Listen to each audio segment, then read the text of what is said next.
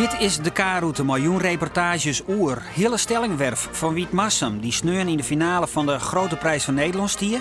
Net voor het eerst, in 2010 waard hij ook al eens uitgeroepen tot beste singer-songwriter van Friesland. Billy the Kid, de naaie jeugdtheatervoorstelling van Een Meeuw. Het verhaal van een jongen die het op zijn 12e zijn eerste moord pleegt. De voorstelling gaat morgen in première. En 24 jaar Friesland Pop. Dat gaat bijzonder goed met de Friese popmuziek. Is dat nou komen ondanks 24 jaar Friesland Pop of dankzij deze instelling? We zijn nou aan de sneun in de Melkweg in Amsterdam. Want daar is die hele stellingwerf van Wiet Massum in de finale van de Grote Prijs van Nederland. En als je die winst, dan bisto of dan hesto de beste band van Nederland op dit stuit. Nou, voor mensen die het nou op zich gaan naar de afstandsbediening omdat zo'n bak herrie verwacht ze even zitten blijven. Want deze jongen die docht het heel oors. Ik ben Hille Stellingwerf en 23 jaar en ik kom uit Wiet Massum. Ja. En ik ben scrouwer van popfestjes en ik speel gitaar en ik zong. Daarbij zelf ik. Wij zijn hier in Romein. Wij doen een try-out voor de Grote Prijs eigenlijk. Om alles helemaal 100% al je in orde te hebben. Ja, en heel spannend. Ik ben dus de frontman, zou ik maar zeggen. Ik speel gitaar en ik doe zongen. En nog een drummer en een bassist. En iemand achter de toetsen. En nog een extra iemand op gitaar. En wij maken ja, wel sferische popmuziek. En nou ja, hele eerlijke, oprechte vestjes eigenlijk. Nou hast een liedsspraakgebrek. Ja, klopt. Net heel bot. Ja, maar is dat echt een probleem voor jou? Als ik zong, is dat totaal geen probleem. Nee, dan geeft het al eens automatisch eruit. Maar als ik zo'n interviews dit, dan is het wel even spannend. Dus dan blow je soms even met die haken. Maar volgens mij gaat het tot nu toe wel aardig goed.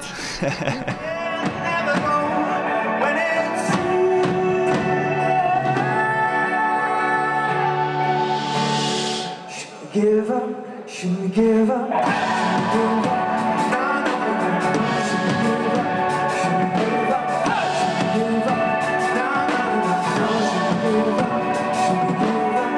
Als dwanggeest in de Melkweg, dat zit vast. Ja, zeker. Gewoon een heel mooie show te zetten. Zenuwen? Het is grut daar, hè? Ja, wij spelen in de Max. Dat is de Grutzaal. Wij spelen als eerst. Ik hoop dat de zaal helemaal vol is met die en almachtoren. Ja, dat is denk ik straks wel spannend. Als we er iemand binnen, dan begint het wel te broeien steeds.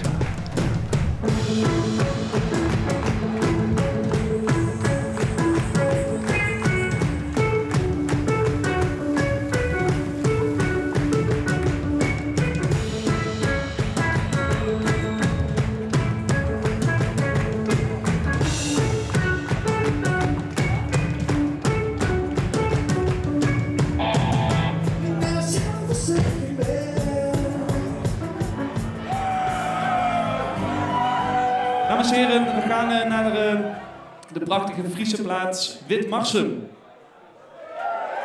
Ik vraag, zijn er mensen uit Wit Marsum?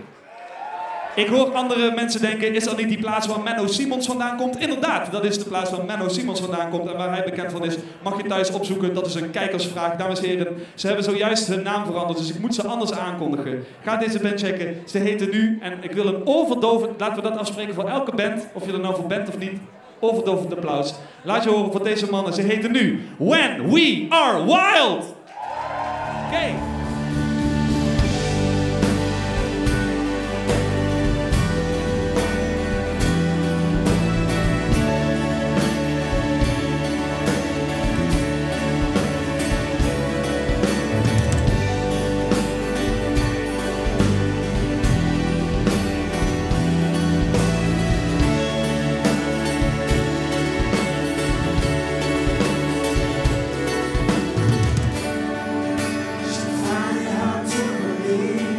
begon op de basisschool. Toen begon ik al gitaar te spelen. Maar dat ging nog net echt heel erg intensief. En ik hier echt tierden dat ik iets hier van hier wil ik maar stappen. Dat vind ik helemaal niks. Toen hebben mijn ouders hij heel vaak oerhellen om daar wat te blowen. En toen naar de HAVO, toen ben ik in een band gekomen. Het begon met een bluesband. Toen ben ik mijn eigen heskes met hun begon te schrijven. En ja, dat was gewoon echt, ja, dat was gewoon heel interessant. Dus dat heb ik gewoon volhouden. Vooral dat mijn ouders die vrijheid ik gewoon met mij, ja, want dat is wel het allerbelangrijkste denk ik. Want ze hebben altijd in me zo van, doe eens met wat was. En dat die muziekmaatje. En ze stonden er altijd achter en ze altijd helpen. Maar als ik ergens optreden hier, dan bracht mijn huiter in de auto op de haven. Want toen heb ik nog een 18e ski nog een riepwies. Ik was op mijn 21ste, dus hij heeft me nog heel lang gebracht. Maar dat is de basis. ja.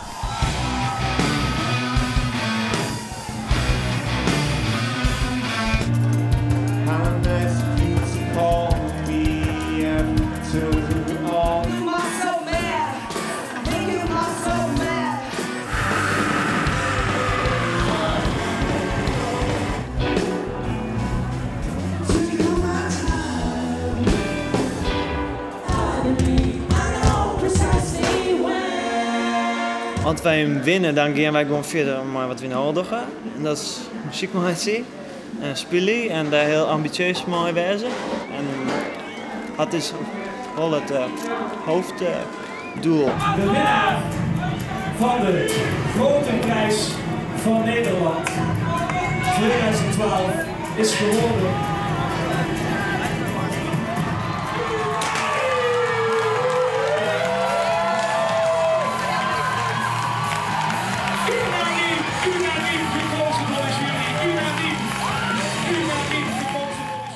Laurens van den Akker is een naam die je misschien wel kennen. Hij is acteur, hij speelde onder oren in de helft van 63 van Steven de Jong. Kwartbandje, donker hier. Misschien heb je hem nou wel in beeld. Laurens is ooit begonnen op de jeugdtheaterschool van Ljouwert. En hij is nu waarom om met de jongeren een stik te maken. Billy the Kid.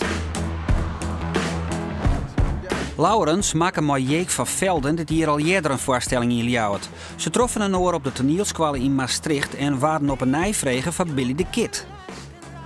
Heb jij het einde gelezen? Ja. Wat vond je ervan? Heel goed. Goed hè? Het is echt Pat Garrett's woorden. Ja. Een klein beetje... Het is heel goed. Het is wel lang, maar dat tekstje en het boek. Maar ik vond het, moet je gewoon uitproberen. Moeten we even uitproberen inderdaad. Yes. Oh, het paardenrekje is er ook.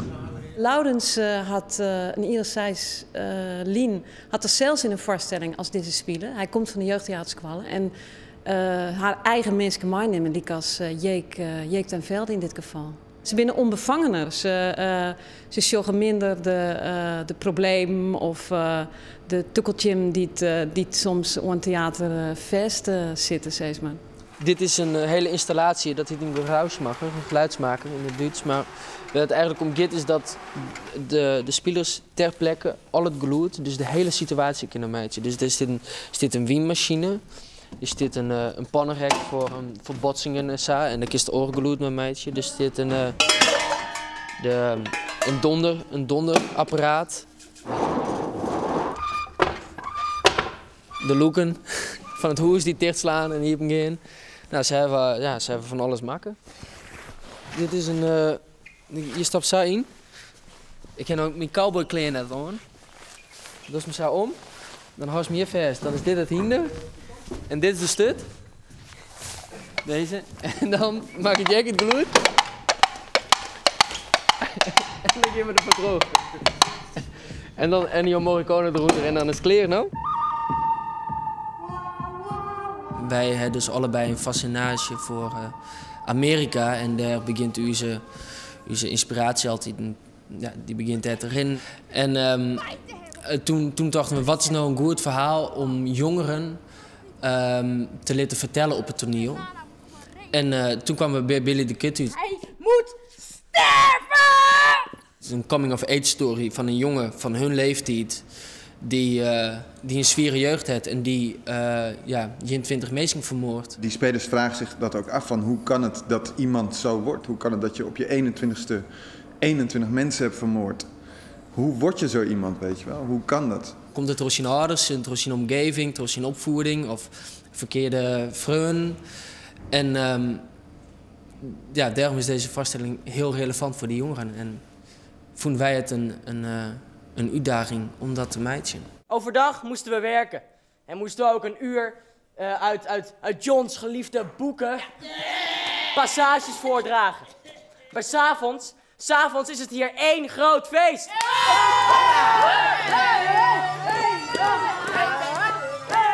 Wat ik vooral heel fijn vind is te merken, omdat ik daar zelfs bij kom, hoe die spelers, hoeveel energie en hoeveel overgave ze daar op de vlier staan. Zonder, als je bij u is het dan een hele toneelskwal in de gang, dus dat is al je inperkt en dan wist precies wat je aan het waan wist.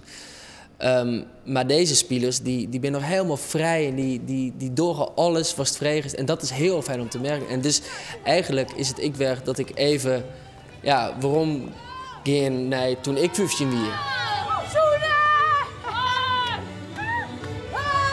Ik speel je verschillende rollen, maar mijn grootste rol is Nana, het vriendinnetje van Billy. Ik speel het, voor het grootste deel speel ik Pat Garrett. Dat is de grote, stoere sheriff die achter Billy the Kid aan zit. En op het moment dat Ike Nana speelt, ben ik Billy the Kid. Zeg maar, je weet dat daar verder helemaal niets achter zit, toch? Nee, ik doe dat echt alleen maar voor jouw plezier. Nou, afgesproken. Dankjewel daarvoor. Geen probleem, joh. Hè? Ik kijk graag naar jouw billen. Mijn billen. Jouw jurkje. Ik kijk graag naar jouw jurkje. Die Ian is serieuzer en de oren is soms wat meer melodische, maar ik ben wel echt een topregisseur, hè? Wie is de serieuze van het waar? Jake. Die is ik de oudste. Oké, dus die martelscène die gaan we inkorten namelijk, die rekt nu.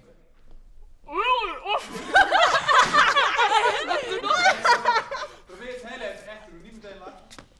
Alsjeblieft, ik moet mijn leven gered. Ik heb vlak voor je dicht. Je moet kijken met je neus, kijken naar Tom.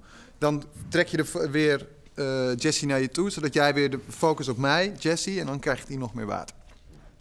Billy, alsjeblieft, kap ermee. Tom, wij zijn vrienden toch? Alsjeblieft, zeg tegen hem dat hij moet stoppen. Het is een hele vrolijke, hele gretige groep spelers die gewoon echt willen spelen. En als het ons lukt om in die laatste 3 dagen ze nog meer vrijheid te geven, dus dat ze met nog meer gemak op de vloer staan en die scènes nog meer wegspelen, dan wordt het briljant. En als publiek word je ook echt achterover geblazen als je in de zaal zit. Dat je denkt, wow, wat komt hier allemaal op me af? En dat is echt te danken ook aan het spelplezier van de spelers. En, En aan de muziek ook. Nee. Aan jouw regie. En aan jullie. En aan ons, inderdaad. Ja. Billy the Kid gaat morgen in Ljouwert in première en komt ik naar Heerenveen en Snits. Slaap lekker, cowboy.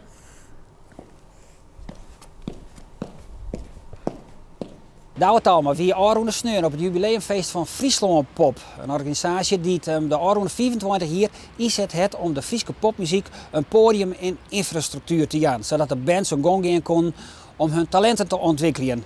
En als het nou vergelijkt met andere provincies waar geen Friesland Pop is, dan heeft dat al hier heel goed uitpakt.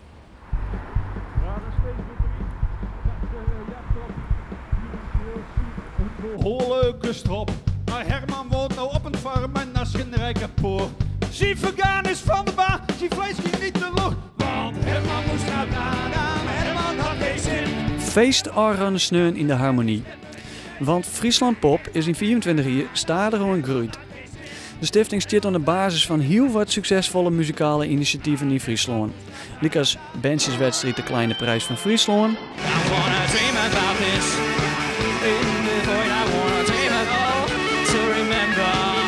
Frozenland Festival.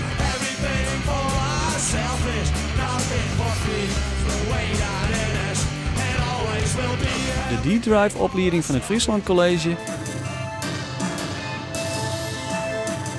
en vanzelfs het Freeze Festival in de Harmonie.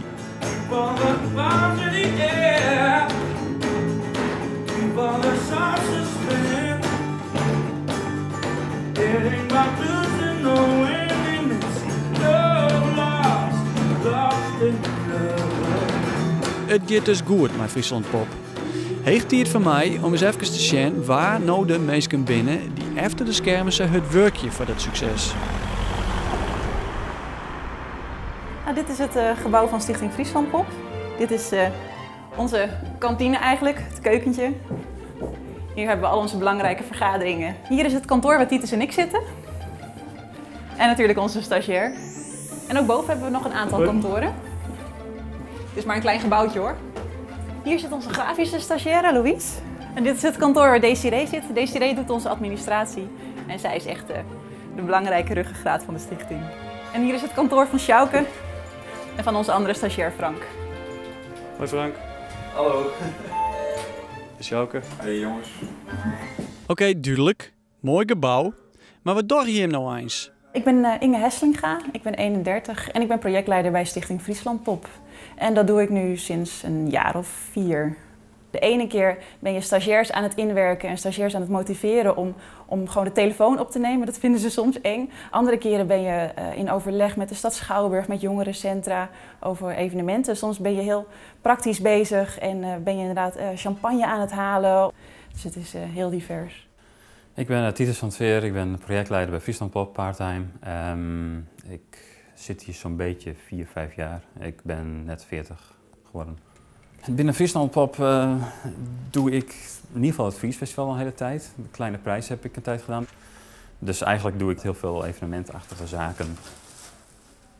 Naast deze 2 jonge projectleiders is Sjouke Nauta al 20 jaar een dronecraft bij Friesland Pop.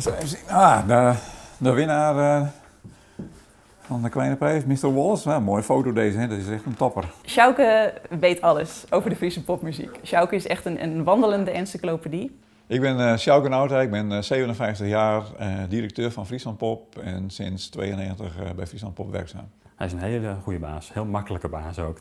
Ja, het belangrijkste in die 25 jaar van Friesland Pop is dat we als organisatie vooral in de breedte heel veel hebben kunnen doen voor de beginnende muzikanten door de hele provincie heen. Dat er een vaste structuur staat voor talentontwikkeling in Friesland, waar Friesland Pop een hele grote rol in speelt. We hebben ook een rol gespeeld, onder andere in het tot stand komen van de popopleidingen en het productiehuis. Dat daarmee zeg maar, die hele keten van talentontwikkeling in Friesland compleet is geworden, is wel een bijzonder ding. En ook steekt heel goed af tegen andere provincies waar dat absoluut niet het geval is.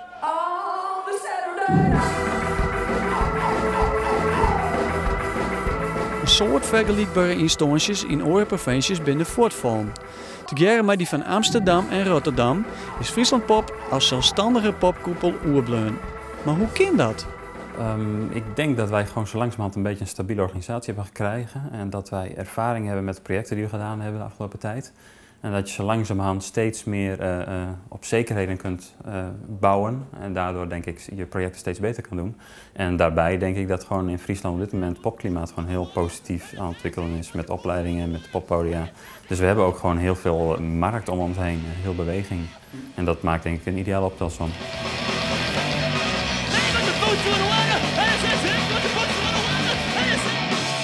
Welke kant gaat het op, Marjen? Ik denk dat Friesland Pop wel een organisatie is die nog kan groeien. Er zijn steeds meer leuke evenementen. We bedenken ook steeds nieuwe evenementen. Evenementen als House in Harmony onlangs, waar we toch in één keer 2000 bezoekers trokken. We zijn bijvoorbeeld een magazine gestart. Dat maken we volledig met beginnende schrijvers, beginnende fotografen en vooral ook beginnende vormgevers. Het is een magazine dat gaat helemaal over Friese popcultuur in de breedste zin van het woord. Dus het gaat niet alleen maar over bandjes, maar ook over bijvoorbeeld graffiti en gehoorbeschadiging. Dat ook al 25 jaar Friesland Pop bestaat, betekent dus ook al dat al 25 jaar de overheid popmuziek en popcultuur accepteert, ziet als iets bijzonders, ziet als een stroming die jongeren toch over de drempels weet te trekken van cultuur. mezelf is, laat ik wat doen. Dat is de way that it is. Dank jullie wel hiervoor aan. Dit wie de kaart doet voor deze week. Na je week dan zitten we een beetje in de Christsfeer, want dan zullen we naar een familie-Christspektakel. De Lietse Jonker van Oranjewoud. De week Skieringen Heegterp hier in Ljouwert, die beziekt een Christbelevingstocht in elkaar te draaien. En we hebben een project van 12 Finse kunstenaars. Dat gaat door de hele verhaal en dat is hier in Ljouwert delstrutsen. En Grietje kwam er maar eventjes bij, want daar wist er meer van. Je hebt zieke koorleden. Ja, dat klopt. We zien mensen van Complaints Squire Loud. En we zien mensen die een soort klachten hebben en er graag jongen willen. En dan formeren we dus een koor. Die hebben we 5 keer maar repeteren. En dan op 1 februari sjouwen wij een aantal uitvoeringen in de set. Maar wat voor klachten binnen dat dan?